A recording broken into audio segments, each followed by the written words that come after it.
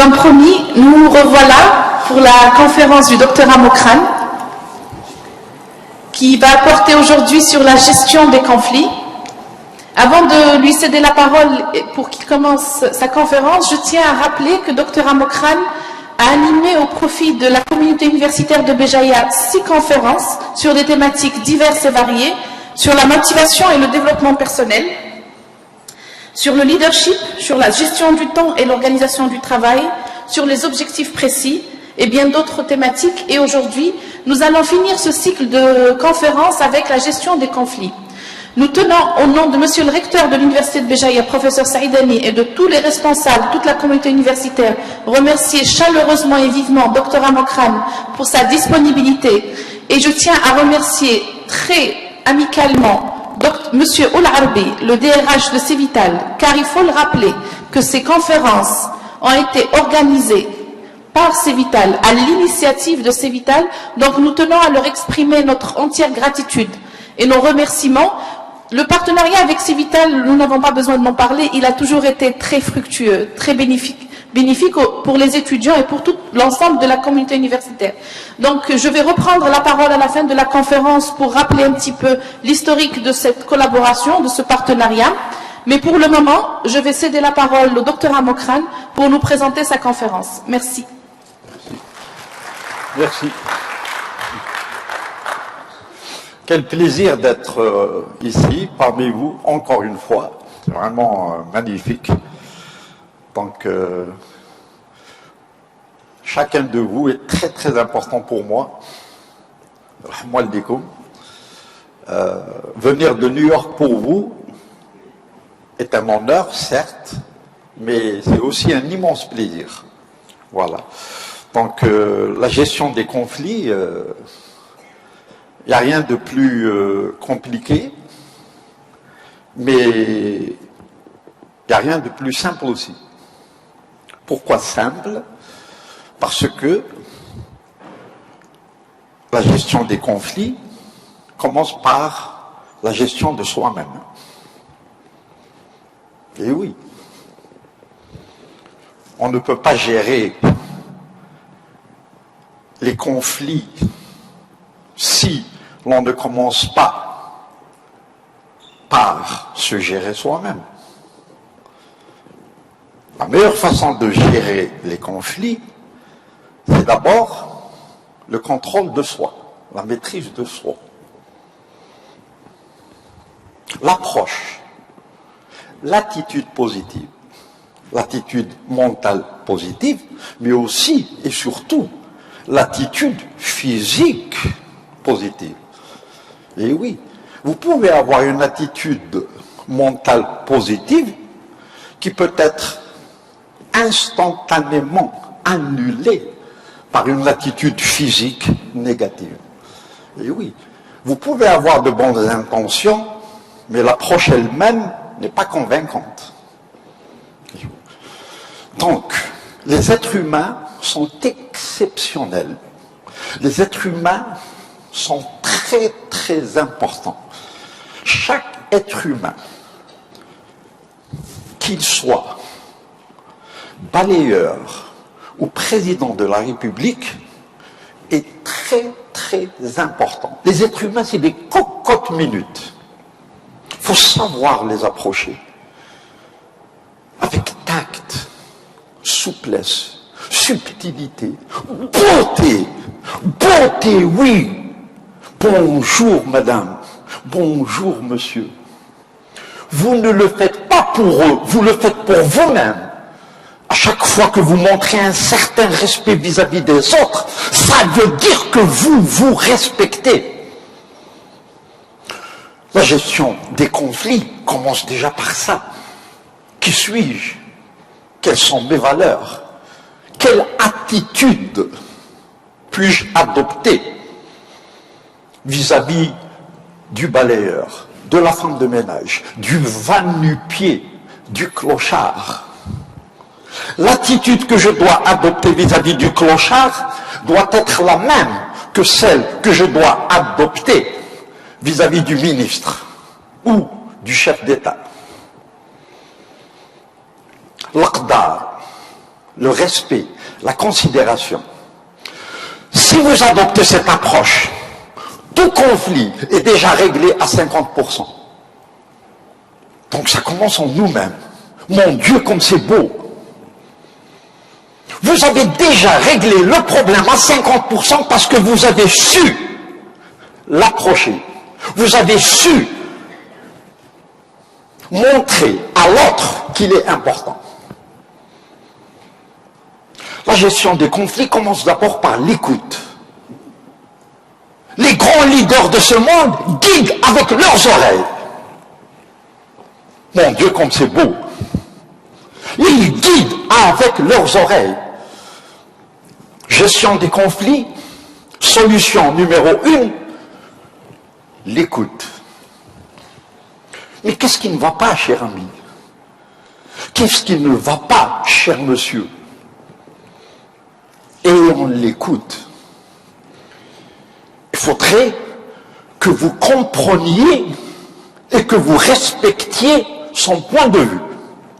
Alors, comment l'écouter? Là, la gestion d'un tel ou tel conflit ne peut être possible que par rapport à la manière dont vous écoutez votre vis-à-vis.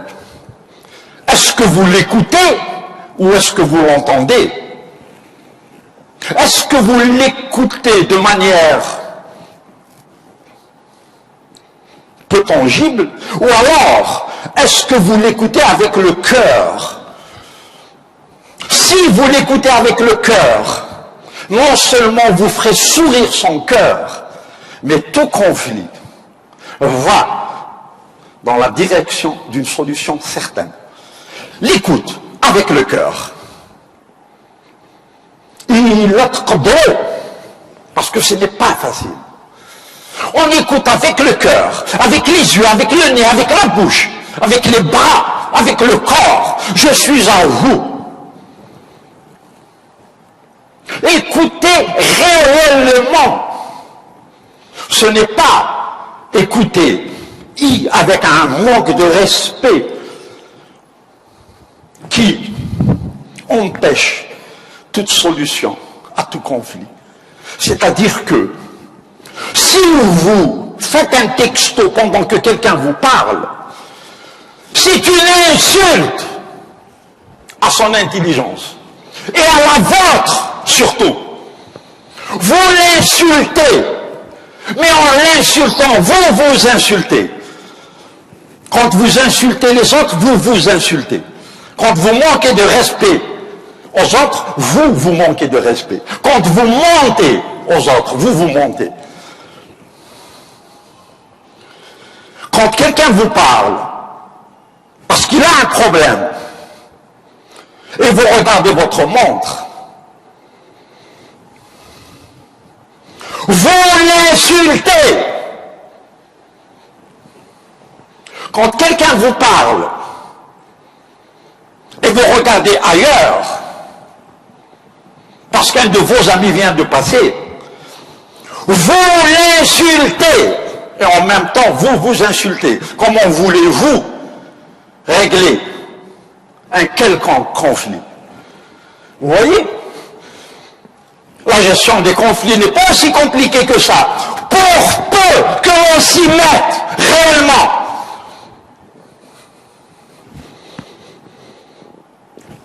Parlez. Je suis à vous. Vous êtes important. Voilà ce que vous lui dites. Comment voulez-vous qu'il ne mette pas les mains derrière le dos? Vous le désarmez avec vos oreilles. Vous venez de le désarmer avec vos oreilles. Vous venez de lui signifier qu'il est très important pour vous. Comment voulez-vous qu'il se batte?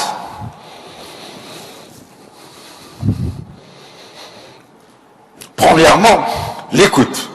Mais attention, l'écoute avec le cœur. Bulqalb. Je suis à vous. Réellement. Je ne joue pas, moi.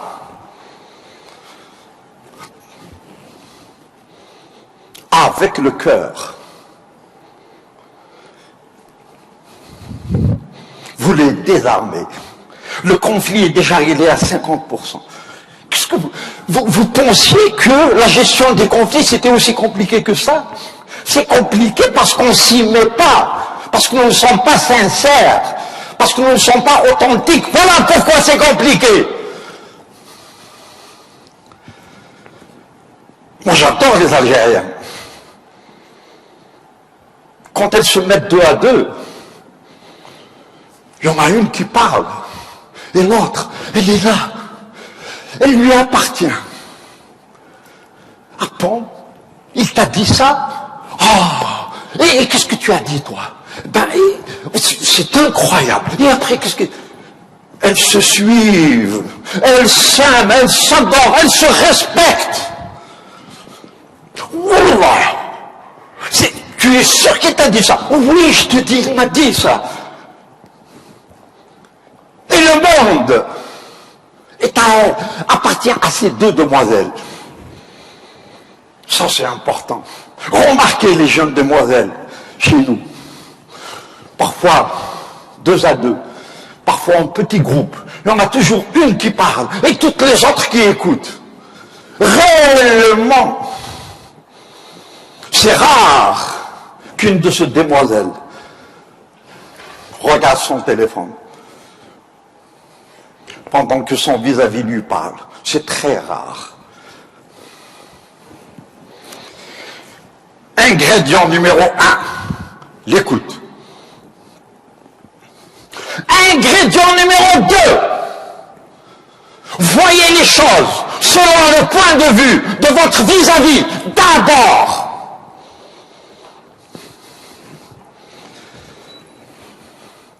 Il faut toujours prendre en considération le point de vue de votre vis-à-vis avant d'exposer le vôtre. Mon Dieu, comme c'est difficile quand on pense seulement à soi-même. Mais mon Dieu, comme c'est facile quand nous pensons aux autres. Ingrédient numéro 1, l'écoute avec les oreilles. Du cœur.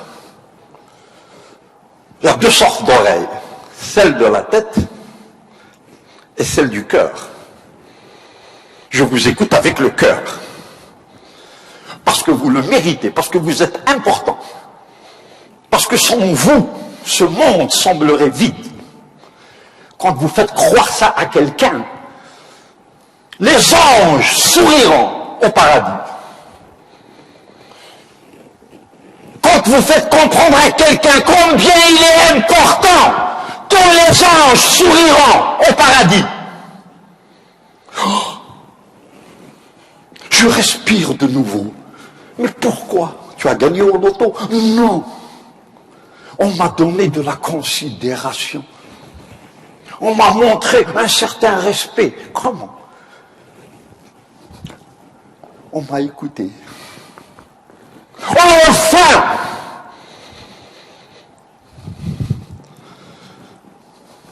L'écoute. Les plus grands leaders de ce monde dirigent avec leurs oreilles. N'oubliez pas, la communication, c'est la colle de toute relation. Deuxième ingrédient, voyez les choses selon le point de vue de votre vis-à-vis, avant de les voir selon votre point de vue. Et quand on fait ça, que va-t-il se passer? Quel que soit votre point de vue, l'autre s'y alignera d'une manière ou d'une autre. Pourquoi d'une manière ou d'une autre? En écoutant le sien d'abord, vous venez de lui montrer un respect phénoménal.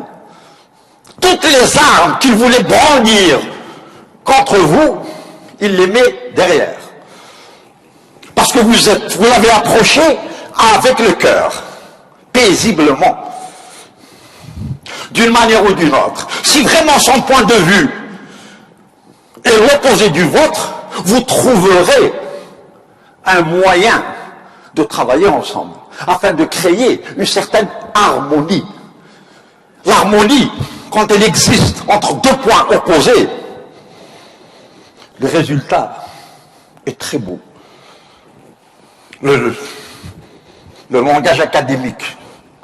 Je respecte votre point de vue, monsieur. Ce que vous dites est très important. S'il vous plaît, puis-je moi aussi vous exposer le mien?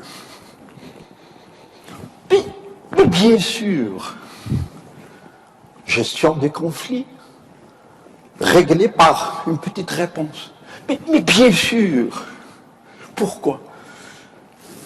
Vous d'abord. Il est trop gros, parce que ce n'est pas facile. L'ego. Nuc, moi.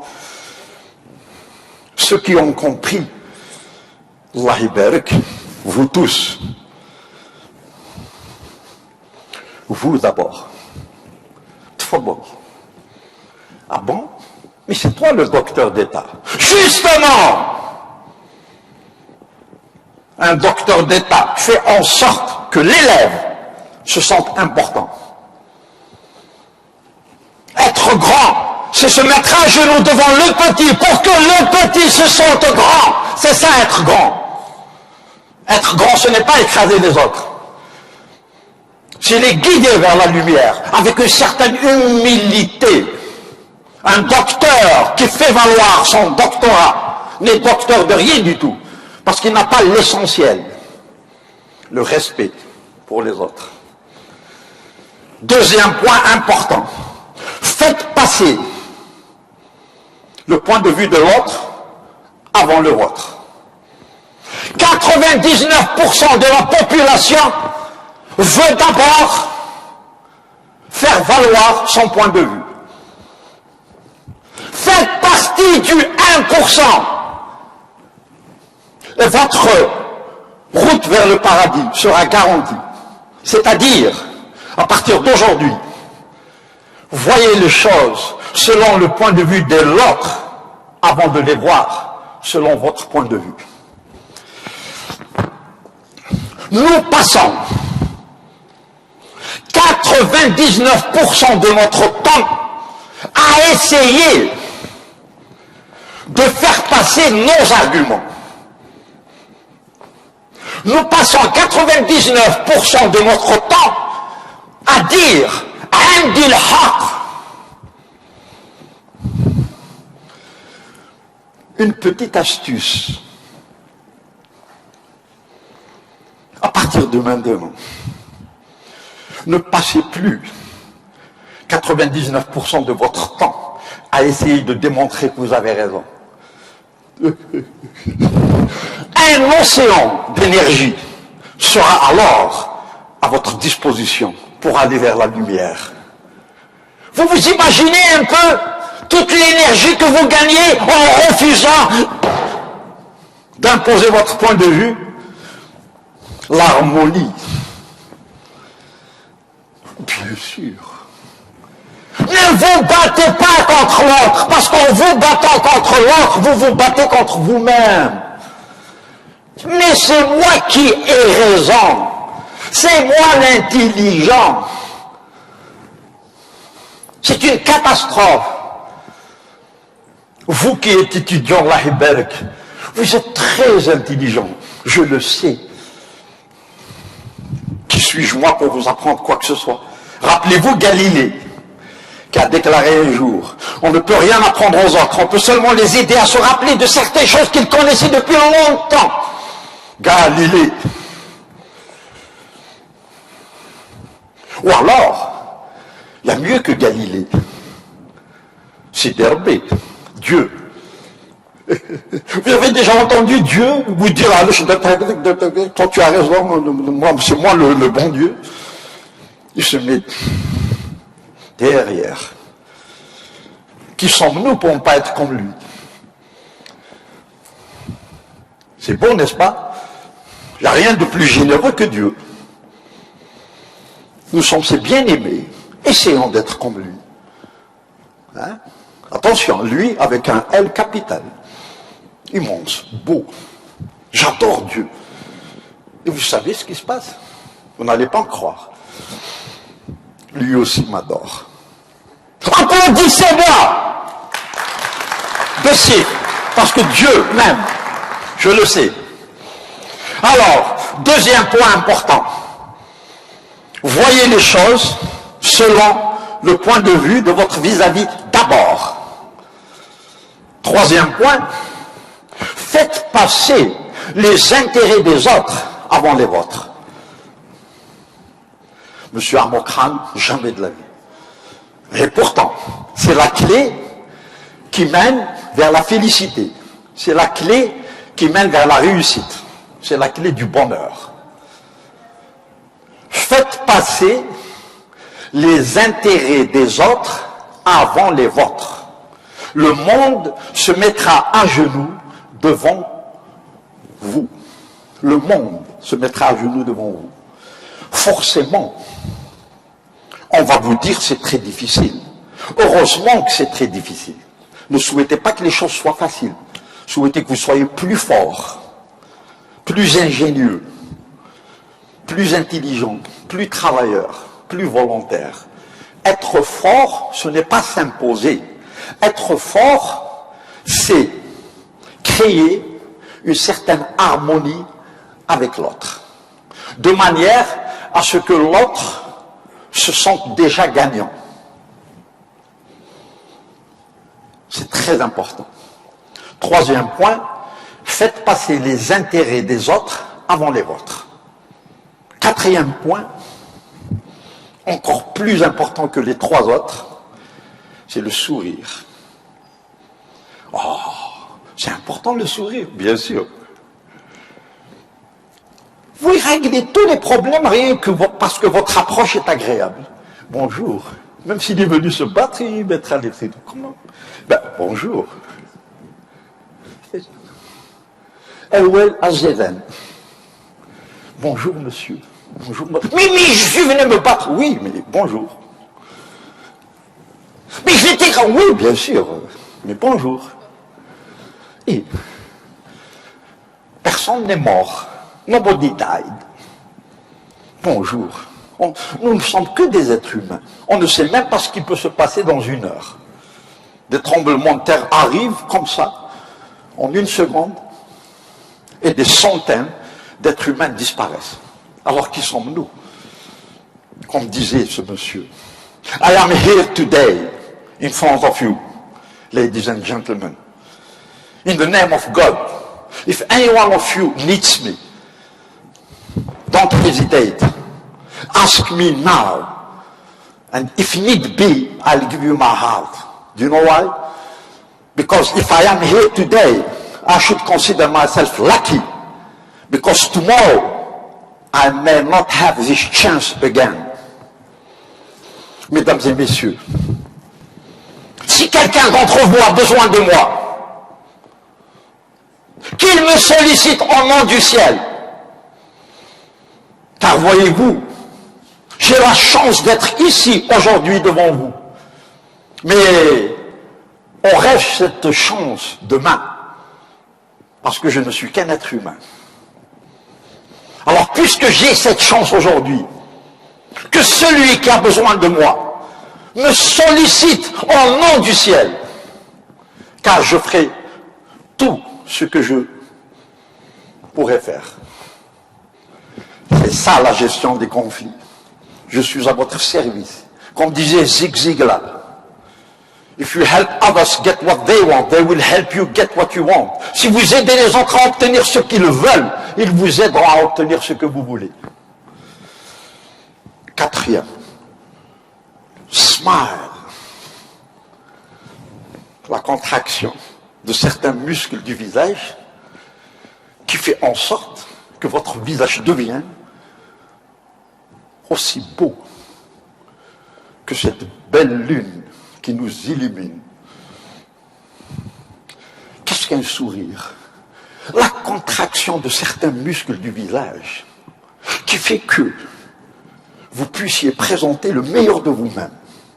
Malgré la colère qui s'est installée dans votre cœur pour ceci ou cela. Vous contrôlez cette colère à travers un petit sourire. Attention, le sourire du cœur, pas des lèvres. Le sourire des lèvres s'appelle hypocrisie. Et votre vis-à-vis, qui est très sensible, très intelligent, le sentira immédiatement. Blaqdar, Yorti, Blaqdar, Yahouya, malgré les malentendus qui se sont imposés entre nous, je vous souris malgré tout avec le cœur, parce que, après tout, nous sommes les mêmes tous les deux. Qui suis-je moi pour vous dire que je vous suis supérieur? Nous avons les mêmes intérêts. Nous vivons sur cette belle terre ensemble. Tenons-nous les mains, entrez dans nous, aimons-nous. Le sourire du cœur. L'hypocrisie est identifiée instantanément, même si l'autre ne vous le montre pas. La belle phrase de Ralph Waldo Emerson. What you are and what you do speak so loud I cannot hear what you're saying. Ce que vous êtes et ce que vous faites parlent si fort que je n'entends même pas ce que vous dites.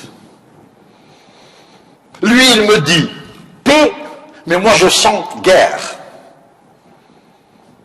Il faudrait que ce que vous sentiez et ce que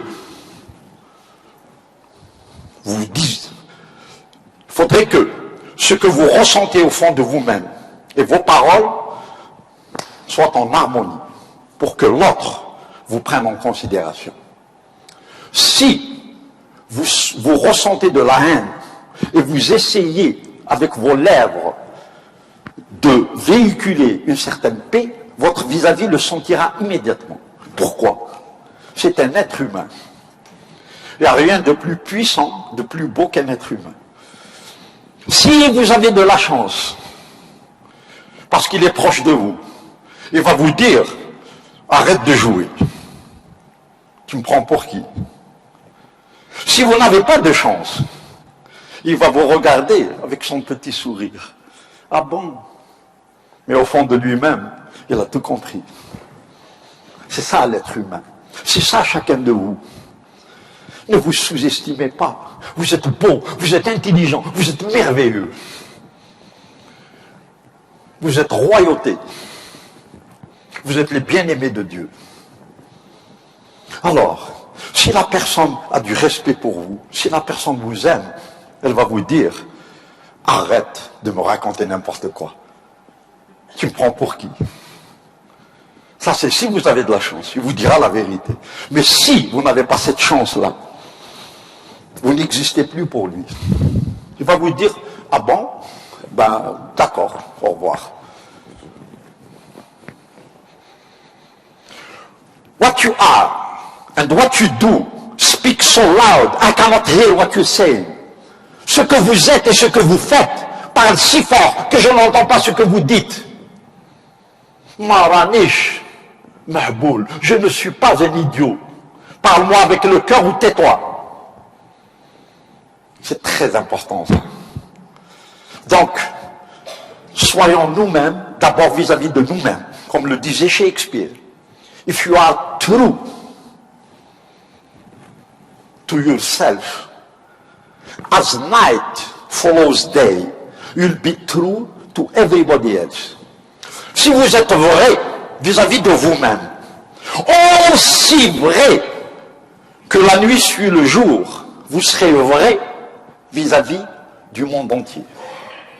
Car, encore une fois, quand vous manquez de respect à l'autre, consciemment ou inconsciemment, alors ça c'est très important, consciemment ou inconsciemment. Consciemment, ça veut dire que vous savez que vous êtes en train de manquer de respect à votre vis-à-vis.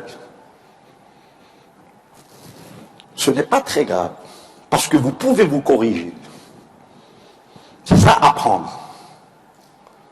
Oui, j'ai manqué de respect consciemment à ce cher monsieur, je le sais. Mais un jour, il me fera cette remarque et j'essaierai de me corriger. Par contre, manquer de respect inconsciemment, c'est une catastrophe. Parce que vous ne savez pas ce que vous faites. Il va falloir que l'on vous prenne et que l'on vous secoue. On appelle ça la tête en l'air. C'est dangereux. Viens ici. Est-ce que tu sais que tu as manqué de respect à cette chère demoiselle? Ah bon? Qu'est-ce que j'ai fait? Ben, écoute, c'était son siège et tu l'as pris. Ah bon? Bon, c'est pas grave. Alors vous le ramenez ici et vous lui dites, cher monsieur, c'est très grave. C'est très grave d'abord pour vous. Est-ce que vous pourriez faire ça à votre maman ou à votre sœur? Si oui, vous avez besoin d'aller dans un hôpital psychiatrique. Sinon, vous avez une chance. Parce que le respect que vous vouez à cette demoiselle, c'est un respect que vous vous vouez à vous-même d'abord. Très important. Donc, quatrième point, le sourire. Cinquième point, c'est quoi? Rappelez-vous des noms des autres. Oh, c'est important ça pour gérer les conflits. Si quelqu'un s'appelle Monsieur Kérouche, il a un problème avec vous. Et quand il arrive, vous lui dites bonjour Monsieur Arrouche. Comment voulez-vous régler votre problème?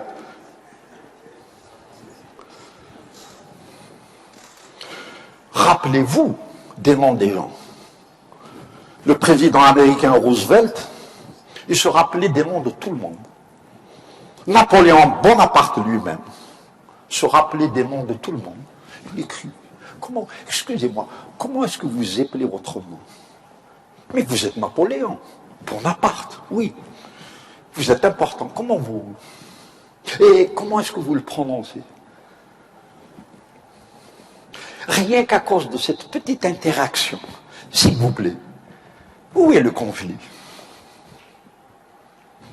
Oui, il y a un conflit, mais vous l'avez entouré de quelque chose de très très beau. Vous l'avez enveloppé dans des ingrédients que seul le cœur peut fournir. La considération, le respect, le sourire, le fait de se rappeler des noms des autres. J'ai vu. J'ai un problème avec lui, il vient d'en créer un deuxième. Plus grave encore que le premier.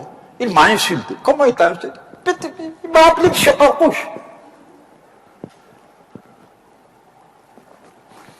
Vous voyez comme elles sont simples, les solutions, cher monsieur, qui nous aident à régler nos conflits, qui nous aident à gérer nos conflits. Chère madame, quel honneur d'être avec vous. Et vous ajoutez son nom, prononcé comme elle l'aime. Parce qu'en le prononçant comme elle l'aime, vous venez de lui montrer un respect phénoménal pour elle, sa mère, son père, son grand-père, ses frères et sœurs, toute sa famille. On vient de nous honorer. Ce monsieur s'est rappelé de mon nom. Oh, mais c'est le président de la République, c'est M. Roosevelt, et justement. C'est ça être grand. On mesure la grandeur d'un homme de par sa manière de traiter les petits. On mesure la grandeur d'un homme ou d'une femme par leur façon, par leur manière de traiter les petits. Vous ne pouvez pas être grand si vous ne respectez pas les petits. Le sixième point, c'est la poignée de main. Ne donnez pas une saucisse. Quelle horreur! Il y a des gens qui vous rencontrent dans la rue, bonjour. On comprend instantanément qui vous êtes. Vous êtes l'indolence même, la médiocrité même, la paresse même, l'idiotie même. Rien que parce que vous avez donné votre main n'importe comment. Montrez votre enthousiasme, montrez votre optimisme, montrez votre vigueur, votre rigueur, votre courage, votre générosité, en serrant la main de l'autre d'une manière ferme. Pas. Où est le conflit? Mais monsieur, je ne pensais pas que j'étais aussi important pour vous. Pourquoi? Mais vous avez vu comment vous m'avez serré la main? Regardez les yeux dans les yeux. Pourquoi les yeux dans les yeux? Quand vous serrez la main à quelqu'un, vous regardez ailleurs. Vous êtes en train de l'écraser, skin. Oh, ce n'est qu'un élève. Attention, le recteur est là. Bonjour, monsieur. Espèce de salopard. Excusez-moi. Serrez la main au plus petit des plus petits d'une manière ferme et en le regardant dans les yeux. Barda. Comment ça, je serre la main à ce monsieur et je regarde là-bas? Quelle catastrophe! Mon Dieu, quelle catastrophe!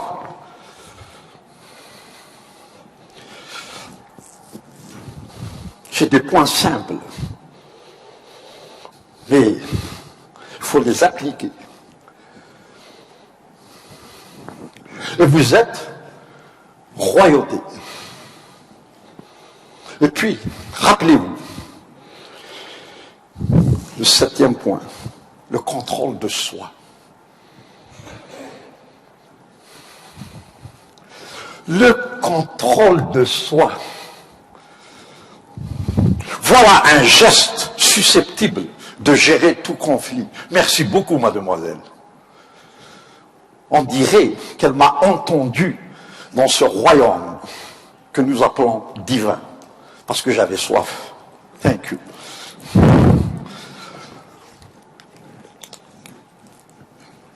Le beau geste. 7e point, le contrôle de soi. Vous savez, dans la vie, il y a 2 sortes de contrôle. Il n'y en a pas 3, il n'y en a pas 4, il n'y en a pas 10. Il y a 2 sortes de contrôle.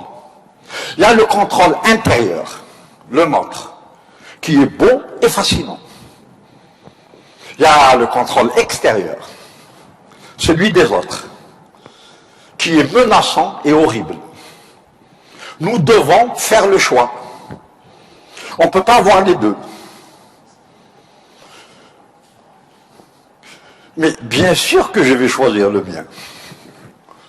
Mais choisir le sien, ce n'est pas aussi facile que ça.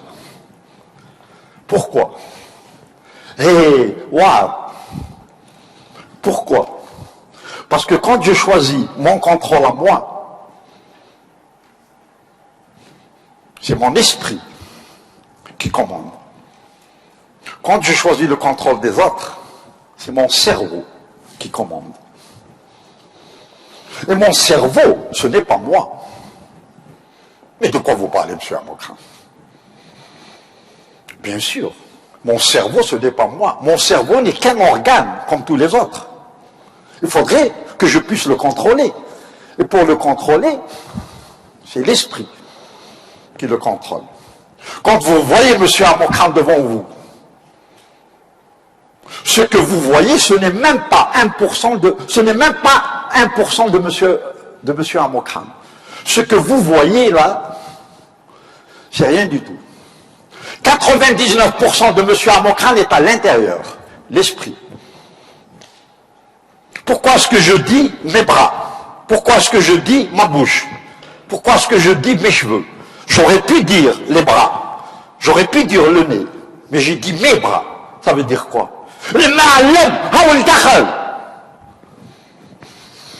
L'âme, c'est elle la patronne. Alors quand vous choisissez le contrôle de soi, c'est vous qui commandez. Quand vous choisissez le contrôle des autres, c'est votre cerveau qui commande.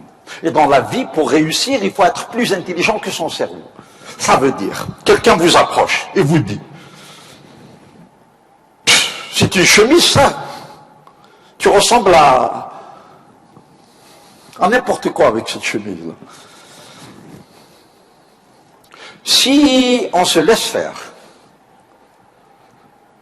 on se soumet au contrôle de l'autre, qui vient de nous insulter, d'une manière subtile, certes, mais qui fait encore plus mal.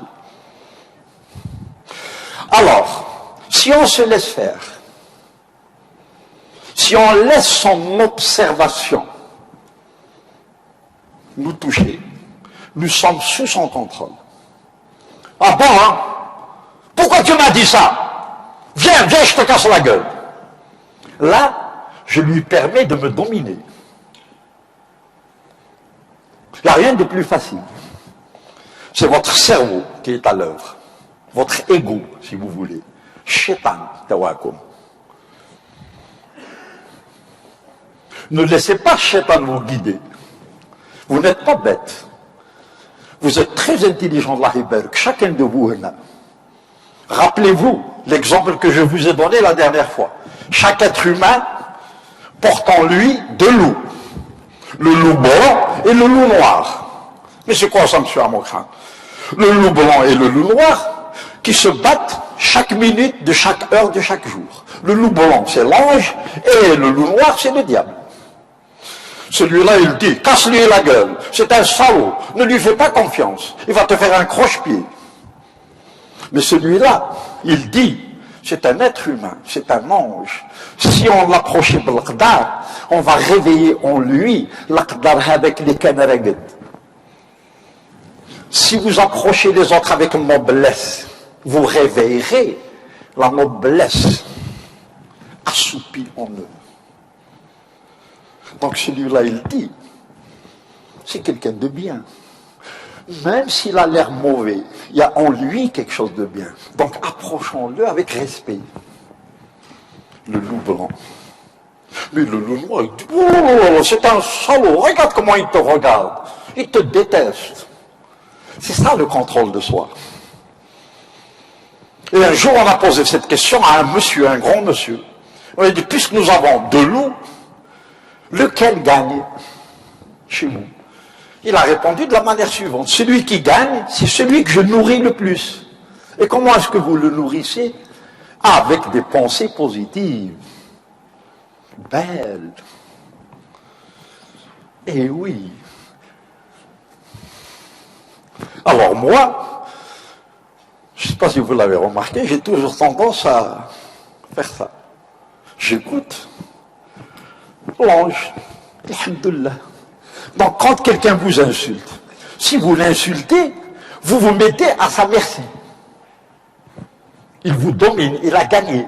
Par contre, le contrôle de soi. Vous êtes en colère aujourd'hui, cher monsieur. C'est pas grave. C'est pas grave. Allez, au revoir. C'est votre contrôle. Les jeunes Algériennes font ça. Parce qu'elles sont belles, nos Algériennes. Elles sont élégantes.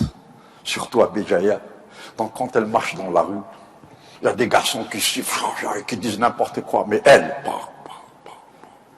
tout droit, tout droit, tout droit devant. Contrôle de soi. Parce qu'elle sait que si elle lui répondait, ce serait la catastrophe pour elle. Mais elle ne lui répond pas, d'abord pour lui, et ensuite pour elle. Parce que si elle lui répondait, ça risque de créer des problèmes avec les parents. Et il y a le respect, il y a l'honneur de la famille. Mais la jeune fille, elle continue, elle se respecte, elle se contrôle. Donc il n'y a pas 3, 4 ou 5 contrôles. Il y en a seulement 2. Le contrôle de soi, ou alors le contrôle extérieur, celui des autres. Ne vous laissez pas faire. Quand quelqu'un vous insulte, vous pouvez déjà régler tout le problème en réagissant de manière positive, avec le sourire. Ce n'est pas dans vos habitudes d'agir de manière aussi inconséquente. Ce n'est pas dans vos habitudes. Moi, je te connais comme un garçon de famille. Même les gens, quand ils parlent de toi, ils ne disent que du bien. Vous l'avez désarmé. Ah bon? Les gens disent que je suis bien, bien sûr. Des petites paroles, mais avec le cœur. Tu n'es pas mauvais, toi. Tu m'étonnes. Tu viens de m'insulter, je suis vraiment étonné. Je n'ai pas mal parce que tu m'as insulté. J'ai mal parce qu'un garçon comme toi parle comme ça. On va où? Ah bon? Parce que je suis important. Bien sûr que tu es important. C'est facile, théoriquement, mais c'est très difficile dans la pratique. Il faut pratiquer. Ça ne sert à rien de m'écouter si en sortant, quelqu'un vous insulte et vous êtes prêt à vous battre. Contrôlez-vous et vous contrôlerez le monde entier. Bien sûr que c'est difficile. Mais mettez-y du cœur. Faites en sorte que vous appliquiez ça. Si vous essayez de faire ça, vous ne pouvez aller que vers la paix, que vers le bonheur, que vers la réussite. Quand tous les problèmes du monde vous assaillent, élevez-vous au-dessus de ces problèmes-là et regardez-les d'en haut. Je suis un être intelligent, alhamdoulilah, alhamdoulilah, ya Rabbi.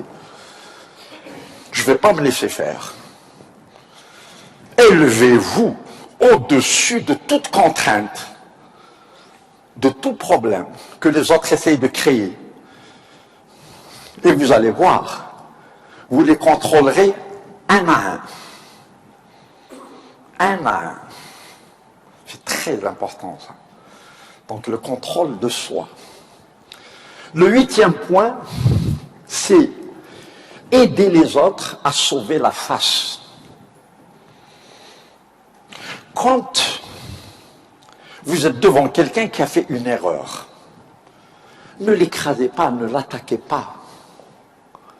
Dites, c'est pas grave, nous faisons toujours des erreurs. Ne le ridiculisez pas devant les autres. Imaginez, vous êtes dans une réunion d'élèves, et quelqu'un a fait une bêtise, et vous allez le pointer du doigt. C'est lui l'idiot, c'est lui qui a fait ça. Par contre, vous pouvez agir différemment. Une erreur a été faite par le groupe, nous assumons. Vous le sauvez, Miskin. Vous l'aidez à sauver la face. Oh, jamais plus je ne referai cette erreur. Pourquoi? On m'a sauvé. J'allais pleurer. Je sentais mon visage changer de couleur parce que je pensais qu'on allait m'accuser. Mais on m'a aidé à sauver la face. Oh, oh, oh, oh. Cette belle dame a dit, une erreur a été commise par le groupe, nous assumons.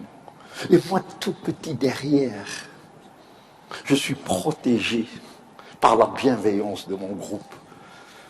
Je suis protégé par la générosité de mon groupe. Je suis protégé par l'être humain, mon frère, ma sœur. Aider les autres à sauver la face. N'accusez pas. C'est toi, l'idiot. Tu ne sais même pas parler. Vous êtes pire que lui, rien que parce que vous avez dit ça. Sauvez-le. Quand quelqu'un fait une erreur, couvrez. Matrafche. Vous dites con. N'ayez pas peur. Pour que lui aussi devienne grand. Grâce à ce petit geste du cœur. Tous ces points que je viens de vous citer, je les ai appris quand j'avais votre âge. Je les ai appris aux États-Unis, dans une université extraordinaire, qui s'appelle Carnegie.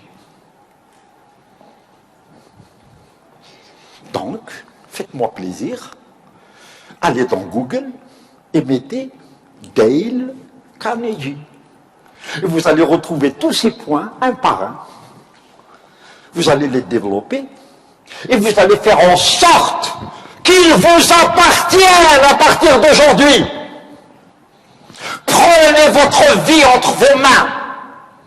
Vos diplômes sont importants, mais accompagnez-les avec de la sagesse, avec du bon sens.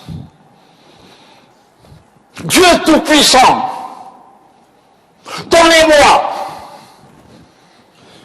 assez de patience pour accepter les choses que je ne peux pas changer.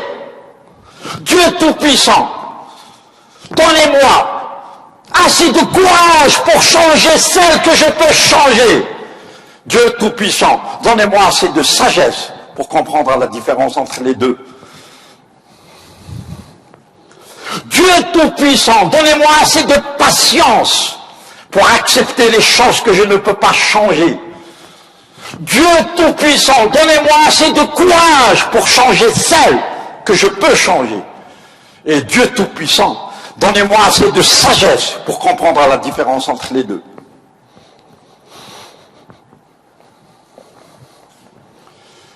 Vous ne pouvez pas imaginer combien vous êtes important. Vous ne pouvez pas imaginer combien votre potentiel est extraordinaire.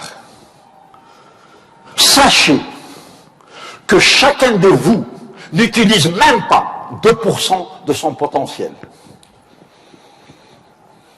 Ce que vous pouvez réaliser est phénoménal pour peu que vous vouliez le faire. Allez en vous-même, découvrez qui vous êtes, découvrez votre potentiel et brillez, brillez. Vous n'avez pas le droit de ne pas briller. Vous n'avez pas le droit de ne pas réussir. Vous n'avez pas le droit de ne pas être riche. Ah non, mais bien sûr que je suis riche. Pourquoi? Et alors? Même pas 2% de votre potentiel. C'est comme si vous aviez 1 million d'euros à la banque, vous n'en avez utilisé que 2000. Et le reste, vous l'avez laissé à la banque. Oh, il est à l'intérieur. Allez le chercher. La découverte de soi, le développement personnel. Enfin comprendre et atteindre son potentiel. Remember, as within, so without. As below, so above. Vous êtes ce que vous pensez. You will be what you will to be. Vous serez ce que vous auriez décidé d'être. Si vous pensez que votre vie est un échec, elle le sera, je vous le garantis. Mais si vous pensez que votre vie est un succès, elle le sera, je vous le garantis.